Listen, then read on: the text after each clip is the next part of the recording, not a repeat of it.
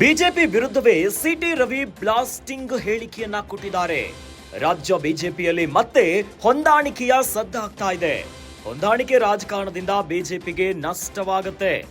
ಯಾರೇ ಮಾಡಿದ್ರು ಎಷ್ಟೇ ದೊಡ್ಡವರಿದ್ರು ಅಷ್ಟೇ ಅಂತ ಹೇಳಿದ್ದಾರೆ.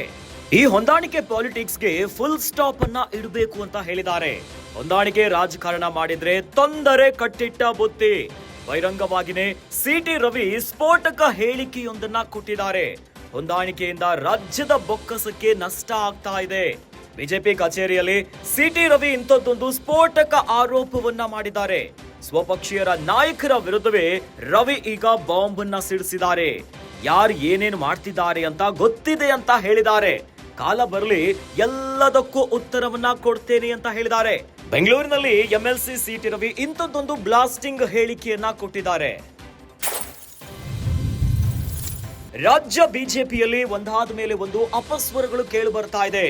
ಇತ್ತ ಹೊಂದಾಣಿಕೆ ರಾಜಕಾರಣದ ವಿಚಾರ ಸದ್ದು ಮಾಡ್ತಾ ಇದ್ರೆ, ಅತ್ತ ಪ್ರತ್ಯೇಕವಾಗಿ ಬಿಜೆಪಿಯಲ್ಲೇ ಮೈಸೂರು ಚಲೋಗೆ ಟಕ್ಕರನ್ನ ಕೊಡ್ಲಿಕ್ಕೆ ಸಪರೇಟ್ ಬೇಗುದಿಯ ಟೀಮ್ ಬಂಡಾಯಿ ಎದ್ದಿರುವಂತ ಲಕ್ಷಣಗಳು ಕಂಡು ಬರ್ತಾ ಇದೆ.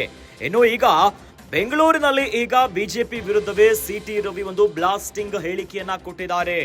ರಾಜ್ಯ ಬಿಜೆಪಿಯಲ್ಲಿ ಮತ್ತೆ ಹೊಂದಾಣಿಕೆಯ ರಾಜಕಾರಣ ಸದ್ದು ಮಾಡ್ತಾ ಇದೆ. ಇನ್ನು ಇದರಿಂದ ಬಿಜೆಪಿಗೆ ದೊಡ್ಡ ನಷ್ಟ ಆಗತ್ತೆ.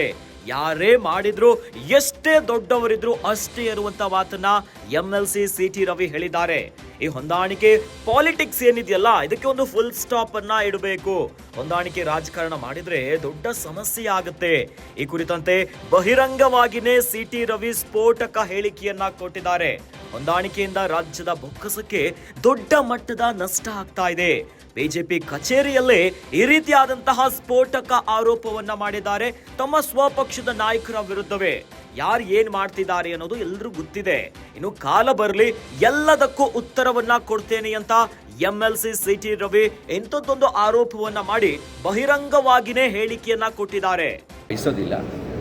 ನಾನು ಸಾರ್ವತ್ರಿಕವಾಗಿ ಹೇಳೋದಿಷ್ಟೇನೆ, ಸಿದ್ಧಾಂತಬದ್ಧ ರಾಜಕಾರಣ ಮಾಡೋರಿಗೆ, ನೇರವಾಗಿ ನಿಷ್ಠುರವಾಗಿ ಮಾತಾಡೋರಿಗೆ ಹೊಂದಾಣಿಕೆ ರಾಜಕಾರಣ ಎಲ್ಲ ಪಕ್ಷಗಳಲ್ಲೂ ತೊಂದರೆ ಉಂಟು ಮಾಡ್ತಾ ಇದೆ. ಬರೀ ಬಿ ಜೆ ಪಿಲಿ ಮಾತ್ರ ಅಲ್ಲ, ಕಾಂಗ್ರೆಸ್ನಲ್ಲಿರೋ ಪ್ರಾಮಾಣಿಕರಿಗೂ ತೊಂದರೆ ಆಗ್ತಾ ಇದೆ, JDSನಲ್ಲಿರೋ ಪ್ರಾಮಾಣಿಕರಿಗೂ ತೊಂದರೆ ಆಗ್ತಾ ಇದೆ, ಬಿ ಜೆ ಪಿಲಿರೋ ಪ್ರಾಮಾಣಿಕರಿಗೂ ತೊಂದರೆ ಆಗ್ತಾ ಇದೆ.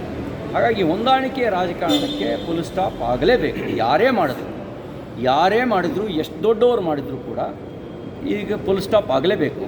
ಒಂದು ಪಾರ್ಟಿ ಇಂಟ್ರೆಸ್ಟಿಂದ ಮಾತ್ರ ಅಲ್ಲ, ರಾಜ್ಯದ ಹಿತದೃಷ್ಟಿಯಿಂದಲೂ ಫುಲ್ ಸ್ಟಾಪ್ ಆಗಬೇಕು.